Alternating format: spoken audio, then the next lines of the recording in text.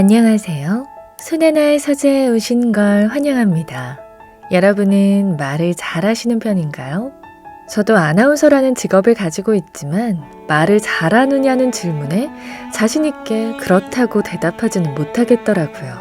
우리 일상생활에서 말이 얼마나 중요한지 알기 때문에 정말 끊임없는 공부가 필요한 것 같습니다. 보통 처음 만났을 때 어떤 사람에게서 호감을 느끼는 건 딱 두 가지라고 합니다. 바로 외모 그리고 말입니다. 둘 다 뛰어나면 참 좋겠지만 한 가지만 제대로 해도 이미지가 확 바뀔 수 있어요. 호감 가는 사람으로 매력이 생기는 거죠. 오늘은 같은 말을 해도 매력적으로 말하는 사람들의 대화 기술을 알아보려고 합니다. 1시간에 끝내는 대화의 기술. 이 책은 1시간이면 다 읽을 수 있는 책이지만 사실 여기에 나오는 기술을 내 몸에 익히려면 두고두고 반복해서 들으시는 걸 권해드려요. 그러다 보면 점차 나의 말투가 바뀔 것이고 이미지까지 바뀌면서 모두의 마음을 여는 아주 매력적인 사람이 되실 겁니다. 소통의 달인이 되시길 바라며 함께 읽어보시죠.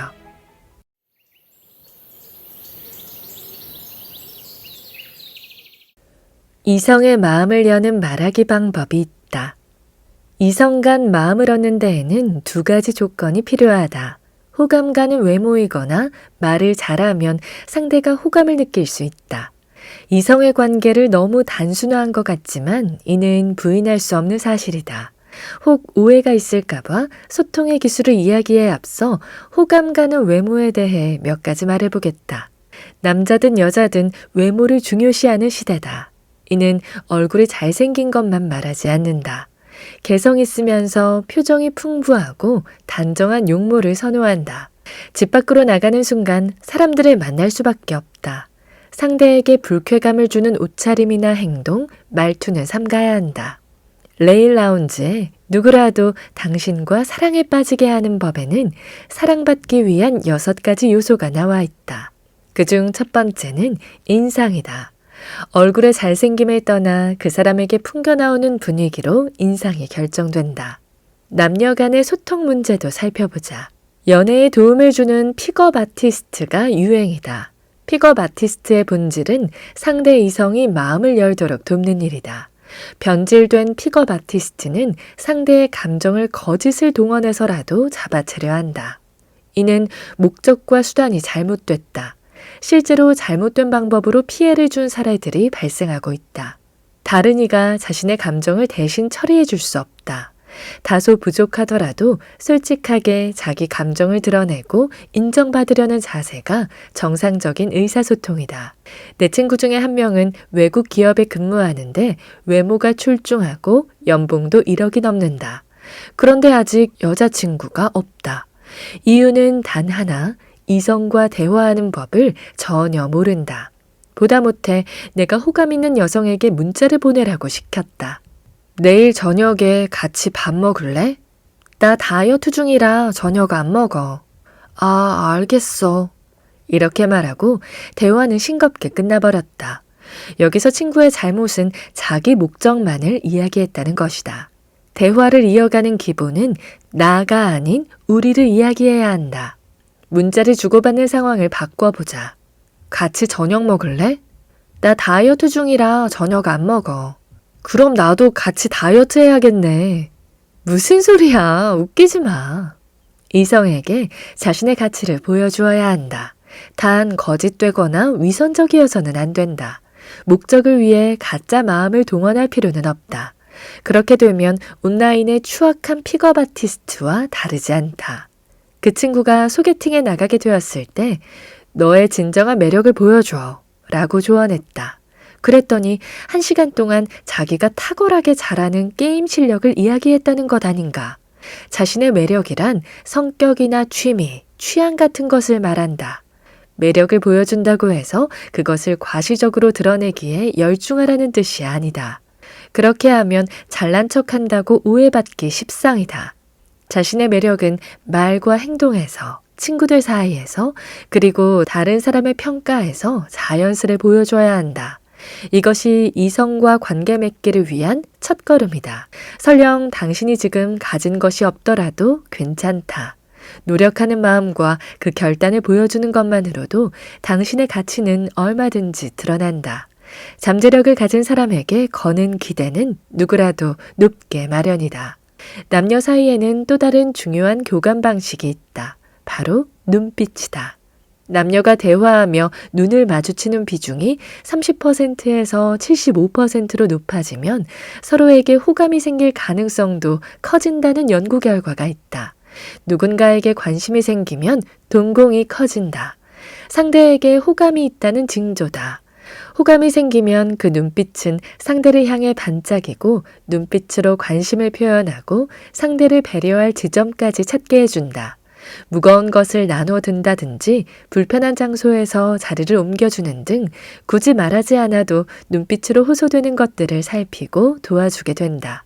적절한 스킨십도 호감을 표하는 방법이다. 스킨십은 매우 중요하다. 파티에서 춤출 때 손을 살짝 스치면 두 사람의 이성 감정이 깨어난다. 단, 너무 직접적이고 노골적인 추태는 거부 반응을 일으킨다. 우리는 일반적으로 자신과 비슷한 가치관을 가진 사람을 고른다. 같은 주제로 함께 대화할 만한 상대, 공통된 견해를 가진 사람에게 호감 가는 것은 당연하다. 추구하는 이상이 같은 경우도 대화가 잘 통한다.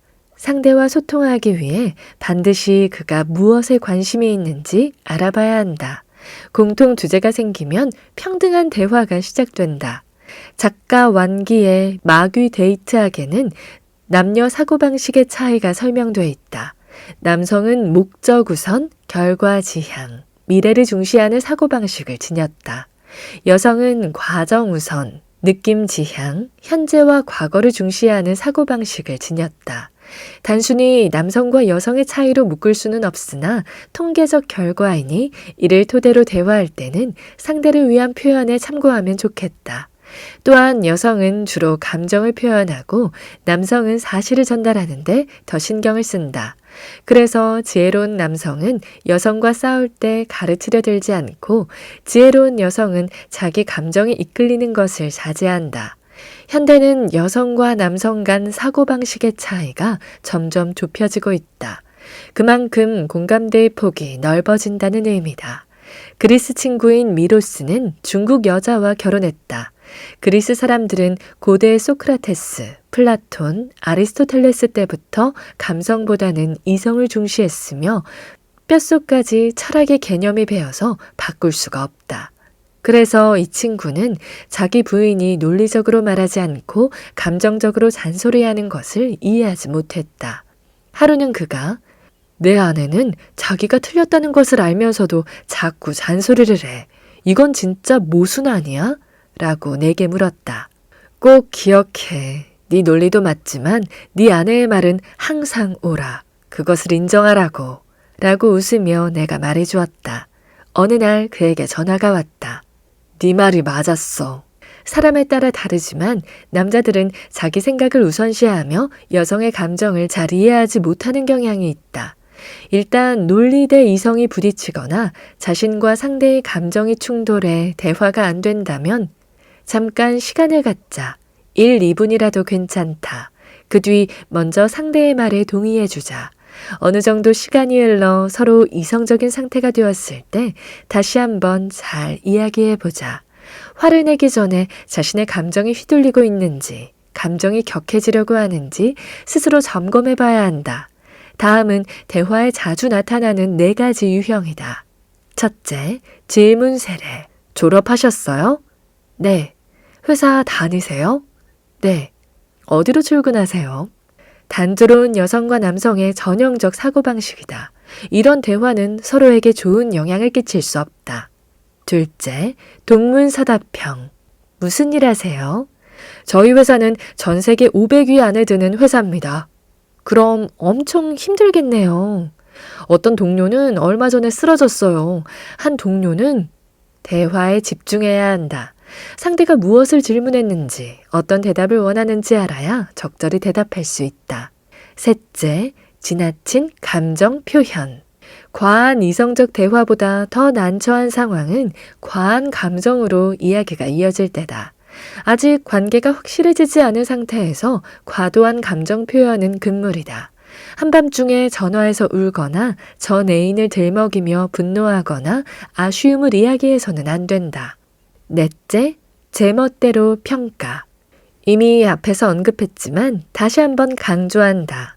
대화하면서 그 어떤 사람에 대해서도 마음대로 평가해서는 안 된다. 그럼 이성과는 어떻게 대화해야 할까? 다음 몇 가지 제안을 해본다. 첫째, 상대방이 내게 특별한 존재라는 것을 알려줘라. 남자든 여자든 서로에게 호감이 생기면 이를 표현해야 한다. 겉돌기만 해서는 마음을 전할 수 없다. 하지만 말을 꺼내기가 생각처럼 쉽지 않다. 이때 누구든 활용할 수 있는 문장이 있다. 당신은 제가 봤던 사람 중 가장 특별해요. 단순히 아름답다, 멋지다는 표현보다 훨씬 가치 있다. 특별하다라는 단어는 여러 방향으로 해석이 가능하기 때문이다. 이 말을 듣는 사람도 기분이 좋아진다. 생각해보면 세상의 모든 사람은 지구에 하나밖에 없는 특별한 존재 아닌가. 둘째, 상대의 이야기를 많이 들어라. 상대방이 이야기할 때는 최대한 경청하자. 중간에 끼어들거나 간섭하지 않는다. 당신이 이야기할 때는 상대방의 표정이나 몸짓을 주의 깊게 보아야 한다. 상대가 핸드폰이나 시계를 힐끗 보거나 몸을 뒤로 기대고 팔짱을 낀다면 당신은 재빨리 화제를 바꿔야 한다. 셋째, 상대방의 관심사를 찾아라. 상대의 관심사를 찾는 일은 어렵지 않다. 상대가 하는 이야기의 소재나 친구, 아니면 옷이나 읽는 책에서 쉽게 찾을 수 있다. 하나의 주제로 대화하다 보면 통한다는 느낌을 받게 되고 대화의 호흡도 맞춰진다.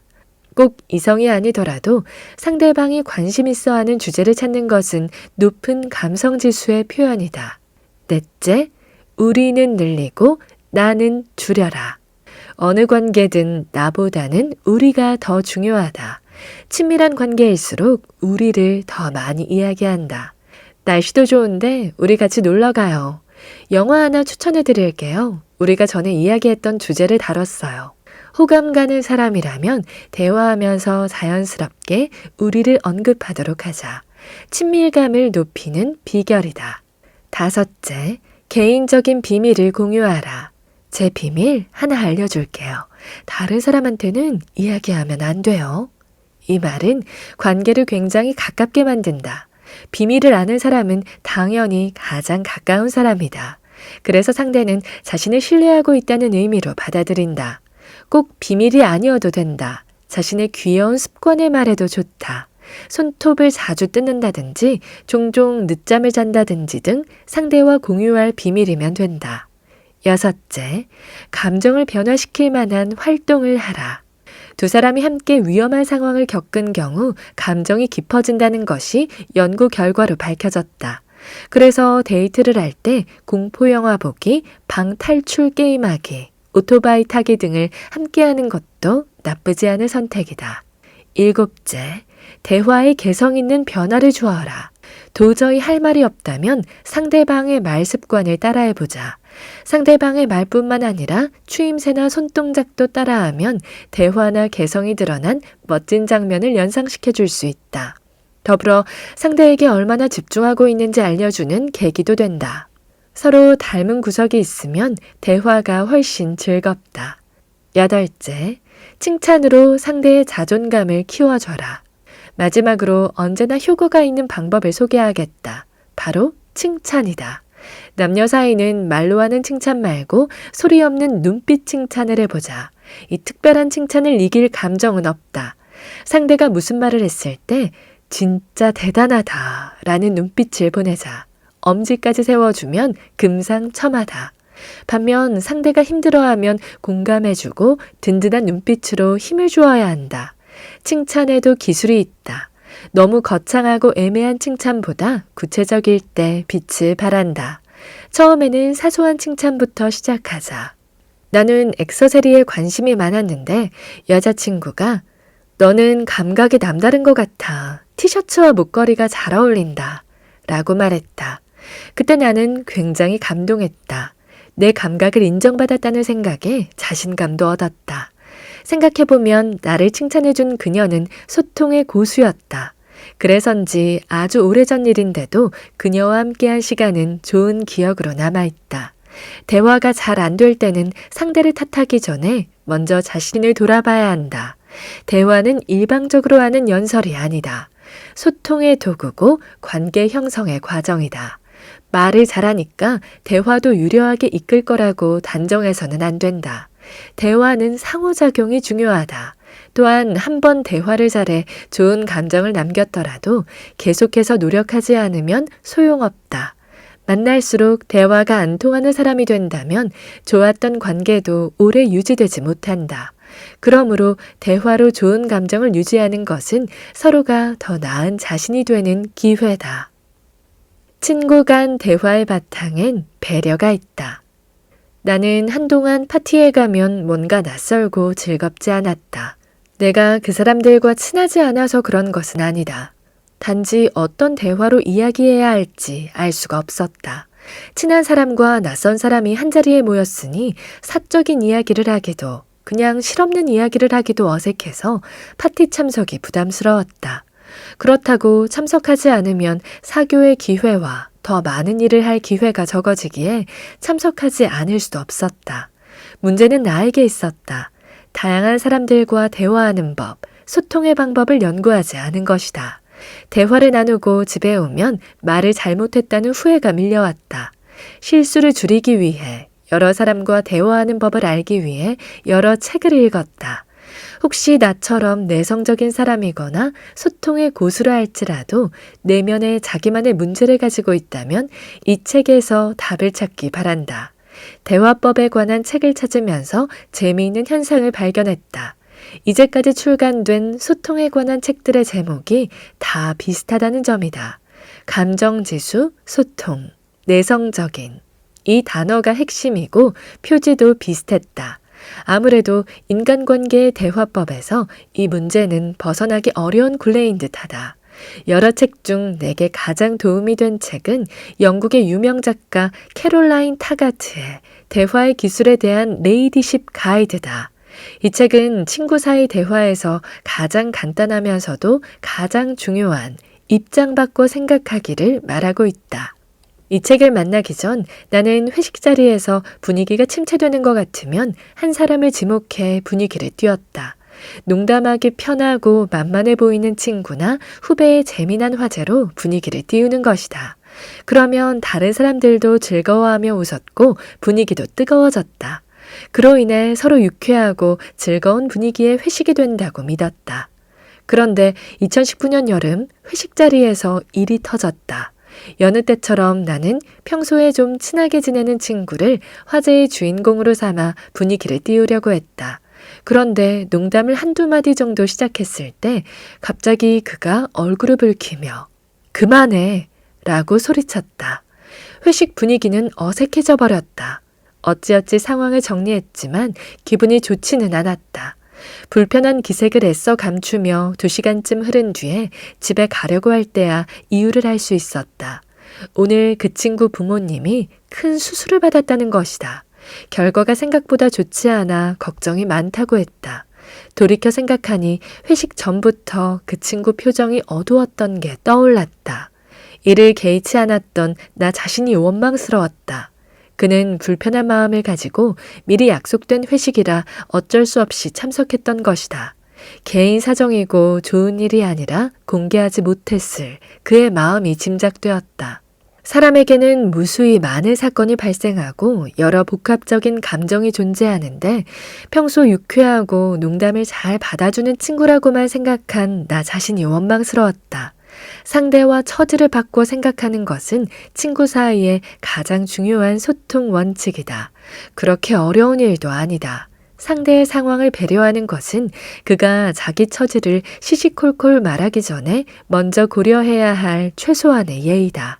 친구들과 수다 떨 때 일반적으로 자기 주변 혹은 상대방 주변에서 일어나는 일을 주제로 삼는다. 서로의 공통분모는 거리를 좁히는 아주 쉬운 방법이 되기 때문이다.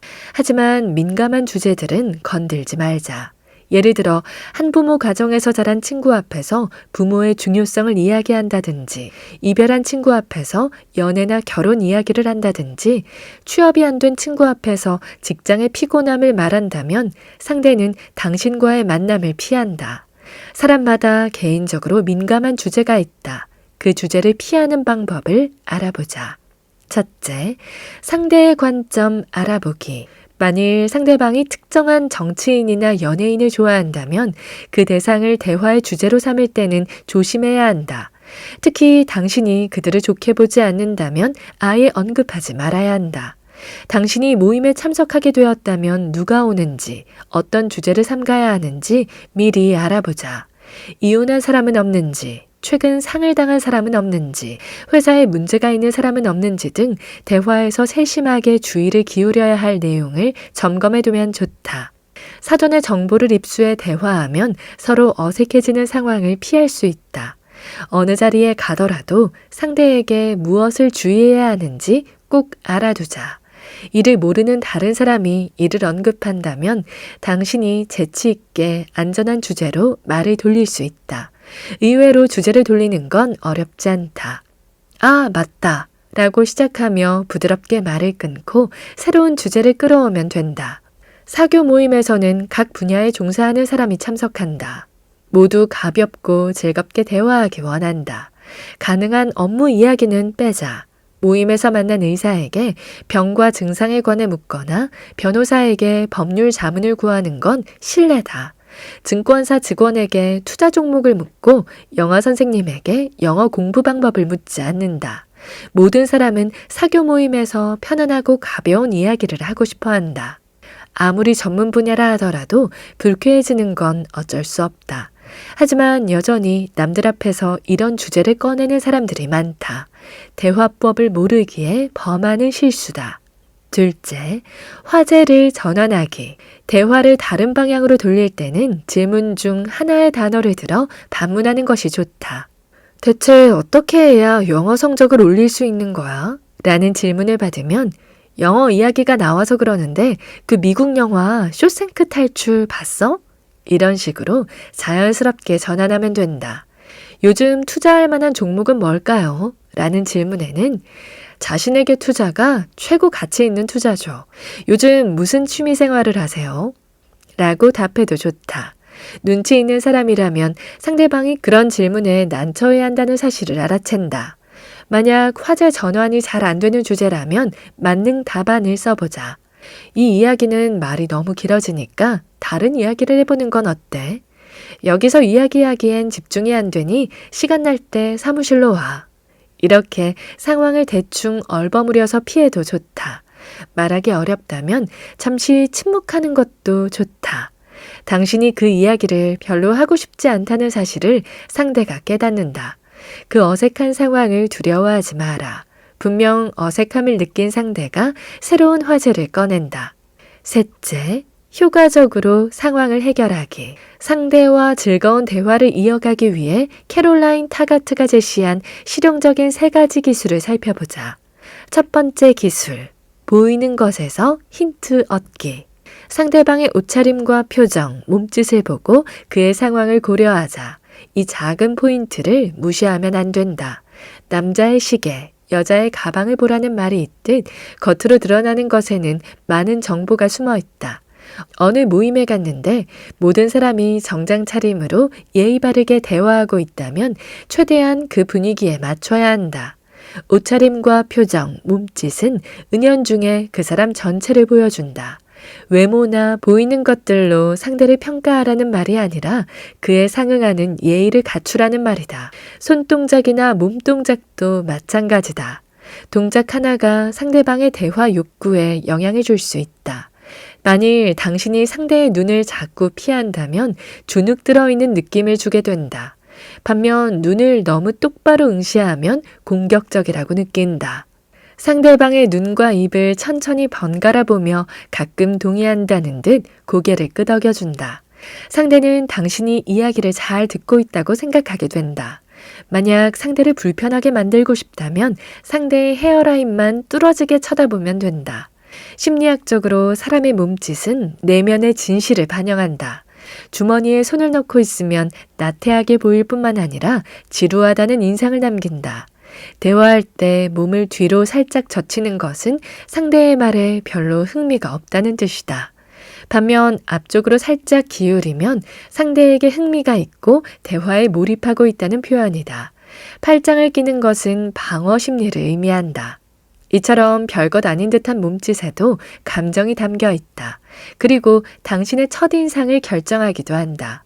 입으로는 아니라고 할 수 있지만 몸은 거짓말을 못한다. 두 번째 기술, 화제 선택.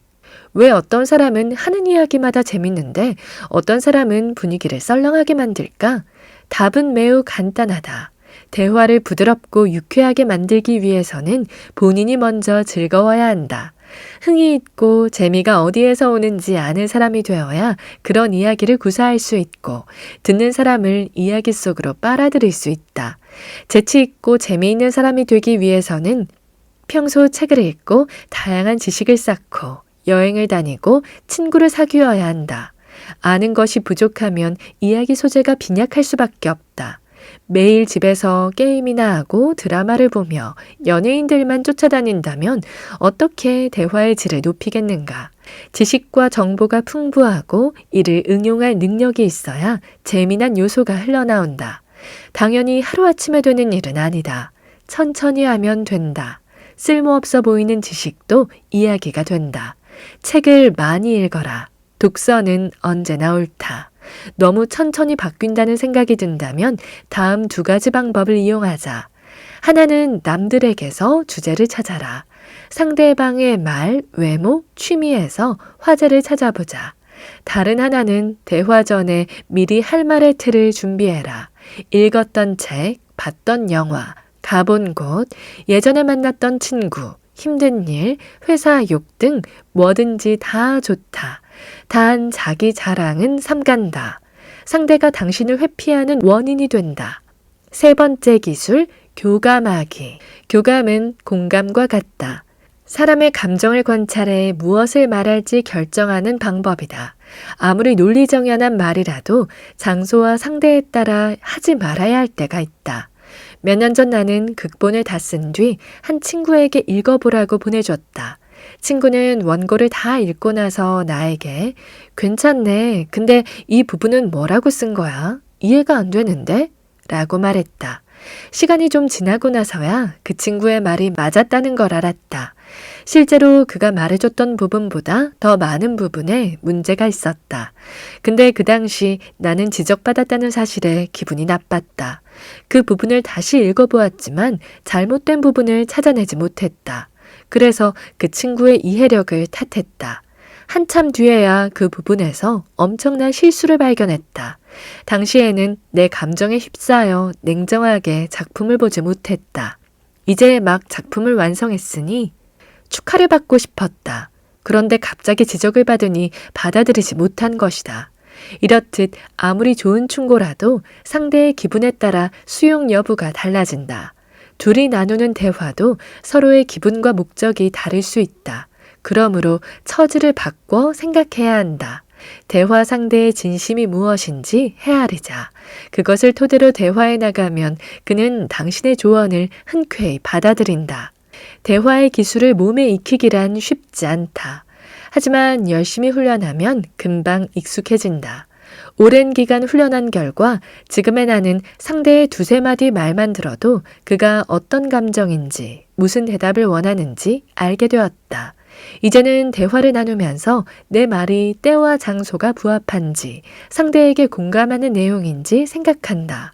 아무리 좋은 친구도 과도한 솔직함은 견디지 못한다. 직설적인 말은 상대의 마음을 상하게 한다. 이를 받아들이지 못한다고 상대를 탓하지 마라.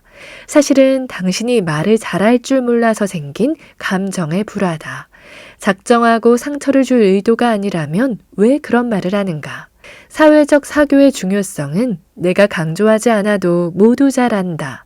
예전에 쓸모없는 사교는 포기하자 라는 칼럼을 쓴 적이 있다. 목적에 맞지 않는 사교 모임은 당신에게 도움이 되지 않는다. 평등한 사교를 할 수 없으며 관심 없는 이야기를 나누며 표정 관리까지 해야 한다. 그 결과 다른 사람에게 좋아요를 눌러주고 모임을 끝내게 된다. 그는 당신의 존재를 모르고 당신과 만남에 의미를 두지도 않는다.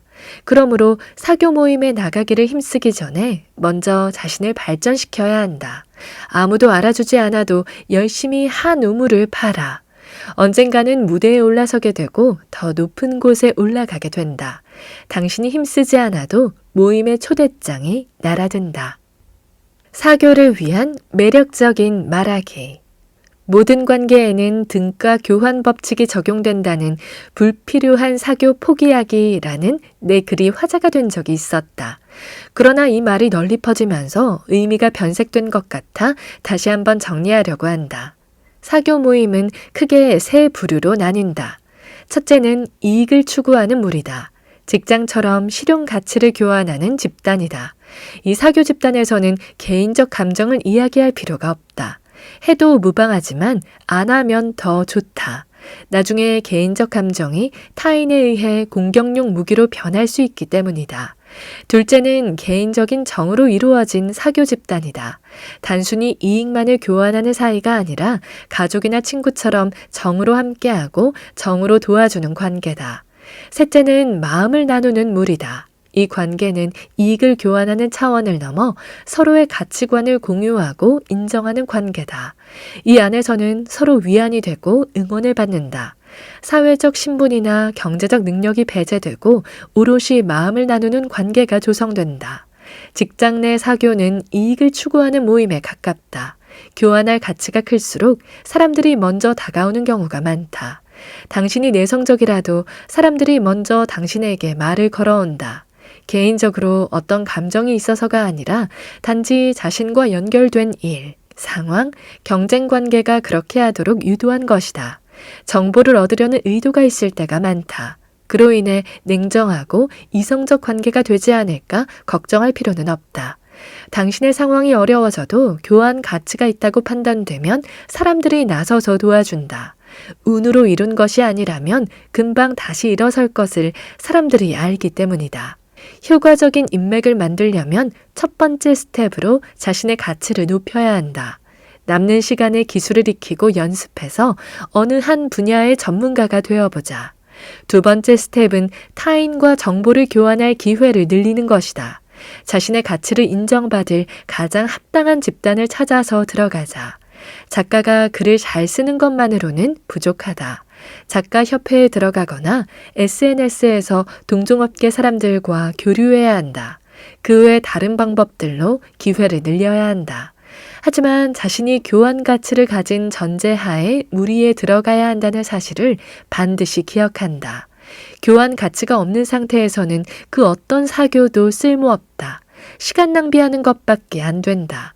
유명인과 마팔했다고 좋아할 필요가 없다. 당신이 준비되어 있지 않다면 형식적인 관계일 뿐이다. 그가 당신을 찾도록 자신을 만들어야 한다. 미국의 소통 전문가 카렌 버그는 아주 이해하기 쉽게 에서 효과적인 사교란 타인과 매끄럽게 소통하고 갑작스러운 문제에도 유연히 대처하는 것, 자신의 요구로 본인에게 더 나은 사회적 관계를 만드는 것이라고 정의했다. 직장 내 사교는 중요하다. 순조로운 업무 처리와 정보를 얻는 길이다. 효과적인 사교를 위해 준비할 점을 알아보자. 첫째, 만나서 대화하기. 온라인에서는 신나게 떠들면서 현실 대면에서는 어떻게 대화를 이끌어야 하는지 모르는 사람들이 점점 늘고 있다. 특히 젊은이들 사이에서는 더욱 그렇다. 온라인 수업에서는 활발하게 떠들던 학생들이 만나기만 하면 그렇게 조용할 수가 없다. 얼굴을 보고 이야기하는 것은 굉장히 중요하다. 표정과 말투에는 문자에서 얻을 수 없는 많은 정보가 들어있다. 그 정보들은 상대의 마음에 문자보다 더 깊게 스며든다. 인터넷이 아무리 발전해도 일부러 시간을 내 만나는 데는 이유가 있다. 둘째, 상대방의 필요 알아내기. 대화하기 전에 상대방에게 정말 필요로 하는 것이 무엇인지, 관심 분야는 무엇인지 알아보자. 이것이 효과적인 사교를 위한 가장 유용한 원칙이다. 내가 다녔던 직장에서 결의대회를 연 적이 있었다. 사장은 앞으로 회사가 대단한 일을 할 것이니 많은 지지를 바란다고 연설했다. 연설이 끝난 후 도대체 그 대단한 일이 나와 무슨 관계가 있는지 전혀 알 수가 없었다. 주위에 있던 사람들도 모두 사장의 말에 반응을 보이지 않았다. 그저 일상적으로 하는 말이라고 판단했다. 구체적이지 않고 모호했던 대단한 일이 사장에게는 중요했지만 직원에게는 아무 의미 없는 일이 되어버린 것이다. 아주 이해하기 쉽게에는 WIIFM이 소개되어 있다. What is in it for me? 의 약자로 나와 무슨 상관인데? 라는 뜻이다. 대화는 상대가 자기 일처럼 받아들이도록 이끌어야 한다. 이를 위해 대화 내용에 3가지 사항을 포함시키자. 먼저 이름. 이름을 불러서 상대방이 참여하고자 하는 마음을 끌어올린다. 다음은 장애물. 상대방이 어떤 어려움을 만났는지 알아본다. 마지막으로 동력. 무엇이 상대방을 움직이게 하는지 알아본다. 물론 이 양식으로 모든 문제를 해결할 수는 없다. 하지만 최소한 말을 꺼내기 전에 상대의 입장에서 이 모임을 생각해보고 자신의 마음 상태와 전략을 정리할 수 있다. 그러면 어떤 말을 건넬지 감이 올 것이다. 셋째, 핵심 정보와 근거. 학기 말 수업을 종강하며 한 학생에게 가장 기억에 남는 내용이 무엇인지 물어보았다. 나는 당연히 영어 지식과 관련된 것일 줄 알았는데 수업 시간에 했던 유머가 기억난다고 했다. 나는 한 학기 동안 유머밖에 남기지 못했다는 사실에 자책하면서 죄책감까지 들었다. 그 문제의 요인이 어디에 있고 무엇이 잘못되었는지 따져보지 않을 수 없었다. 온갖 정보가 만연하는 요즘 우리가 전달하는 메시지를 상대방이 흡수하고 이해하는 데에는 한계가 있다. 더 심각한 것은 상대방이 내 말을 기억하지 못하거나 완전히 이해하지 못했을 경우 상대방은 메시지를 자기만의 버전으로 만들어 왜곡시킬 수 있다. 마치 내 영어 수업이 그냥 유머 수업이 된 것처럼 말이다. 예능 프로그램에 나오는 말 전달 게임을 생각해보자. 전달해야 하는 말이 한 문단이면 마지막엔 완전히 다른 말이 되어버린다. 그렇지만 만약 한 단어만 전달한다면 끝까지 잘 전달될 가능성은 더 커진다. 이를 보면 핵심 정보를 전달할 때 쉽고 정확하게 전달하는 것이 매우 중요하다는 사실을 알 수 있다. 여기에 핵심 정보와 근거의 조합으로 말을 전달하면 아주 유효하다. 우선 사교의 대화는 핵심 정보를 중심으로 발전되어야 한다. 핵심 정보란 당신이 전달하고자 하는 하나의 메시지다. 이는 명료하면서도 쉬운 말로 이루어져야 한다. 사람들의 이해를 돕고 관심을 유도하는 비결이다. 자신이 언급할 문제가 정해졌다면 먼저 자신이 말하고자 하는 핵심 메시지를 적어놓고 근거를 찾자. 근거가 뒷받침되지 않으면 설득력을 잃어버린다. 신문기사나 통계 자료, 전문가의 의견을 정리한 뒤 사람들과 소통해야 한다. 카렌 버그는 아주 이해하기 쉽게 에서 친구 제니의 이야기를 해주었다. 그래픽 디자이너 제니는 아이의 육아를 위해 재택근무를 신청했다. 그로 인해 이메일로 매일 업무 보고서를 제출해야 했다. 제니는 많은 시간을 일에 할애했지만 왠지 상사는 그것을 몰라준다는 느낌을 받았다. 실제로 상사는 그녀가 집에서 게으름을 피우는 게 아닌가 할 정도로 그녀에 대한 신뢰가 흔들리고 있었다. 제니는 이 문제로 깊은 걱정과 고민에 빠졌다. 문제의 원인은 제니가 상사에게 보낸 메일에 있었다. 첫째, 업무 보고가 중구난방이고 핵심 정보가 부족했다.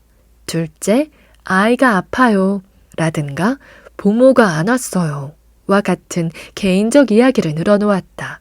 셋째, 상사가 자신에게 의문을 제기할 때마다 의미 있는 해명보다 사과를 반복했다. 카렌은 업무 메일을 보낼 때 중요한 핵심 내용만 전달하고 의미 없는 사과나 변명은 그만해야 한다고 조언했다. 어느 시점이든 상사에게는 아직 완성하지 못한 일보다 이미 완성한 일을 이야기해야 유리하다. 집안사는 물론이고 일과 관련 없는 이야기는 하지 않는다. 일과 생활, 이성과 감정을 구분지어야 한다. 문제점을 한 제니는 메일에 사용된 어휘와 문장의 구성을 바꾸었다. 먼저 나는 회사에 도움이 되는 존재다를 핵심 메시지로 설정하고 그동안 성공시킨 프로젝트와 앞으로 추진할 프로젝트를 내세웠다. 그리고 할 수 있는 일과 할 수 없는 일을 명확하게 말했다. 효율적이고 명료한 단어로 자신의 의견을 전달했다. 변화된 제니의 메일을 받은 상사는 신뢰를 보내며 진행하고 있는 업무의 중요성을 다시금 강조했다. 지원도 아끼지 않겠다는 약속까지 덧붙였다. 이렇듯 핵심 정보와 논거를 중심으로 이야기를 나누면 소통은 훨씬 효과적으로 변한다. 넷째, 말 외의 전달 방식. 대화를 나눈 후 사람들은 상대의 말투와 행동, 느낌을 기억한다. 90%가 넘는 사람들이 오직 상대방의 인상으로 중요한 결정을 내린다는 데이터가 있다. 깔끔하고 단정한 이미지는 언제 어디서든 중요하다. 외모가 잘생기고 예쁘고 안 예쁘고의 문제가 아니다. 그 사람이 풍기는 인상의 문제다. 여기에는 말투, 행동, 표정 등 전반적으로 자신을 드러내는 언행이 모두 포함된다. 손짓 하나에 그 사람의 품격이 드러난다. 다시 말해 메시지를 전달하는 방식이 메시지의 내용보다 더 중요하며 그것을 보고 상대방이 당신의 메시지를 받아들일지 결정한다는 것이다. 물론 외모 가꾸기에 집중하여 성형하라는 말은 절대 아니다. 개인의 연기 능력을 키워야 한다는 말이다. 먼저 카메라 훈련부터 시작하자. 중요한 대화나 발표, 연설하기 전에 휴대전화 카메라를 앞에 두고 자신의 연설 모습을 녹화하면 좋다. 혼자 연습하는 것이므로 어색해하지 않아도 된다. 많은 사람 앞에서 실수하는 것보다 낫다. 이미 많은 이들이 이와 같은 과정을 거쳤다. 처음 강사가 되었을 때 나는 수업마다 강의를 녹음해 집에 와서 들어보면 어떤 점을 고쳐야 할지 알 수 있었다. 하나하나 수정해 나가니 이제는 강의를 훌륭하게 해내는 몸짓과 말투가 몸에 배었다.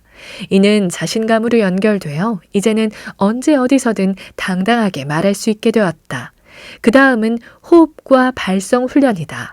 두 주먹을 가슴에 대고 힘껏 누르며 큰 소리로 아, 하, 야를 외치자. 끊임없이 반복해서 연습하면 발성을 하는 데 도움이 된다. 중간에 쉬지 않고 10시간 강의한다는 선생님들을 종종 만난다. 이들은 자기 목소리를 조절할 줄 알고 가슴을 사용할 줄 알았다. 그런 목소리는 듣기에도 좋고 더 많은 사람의 공감을 산다. 말을 전달하며 신뢰를 얻고 싶다면 상대와 눈을 마주쳐야 한다.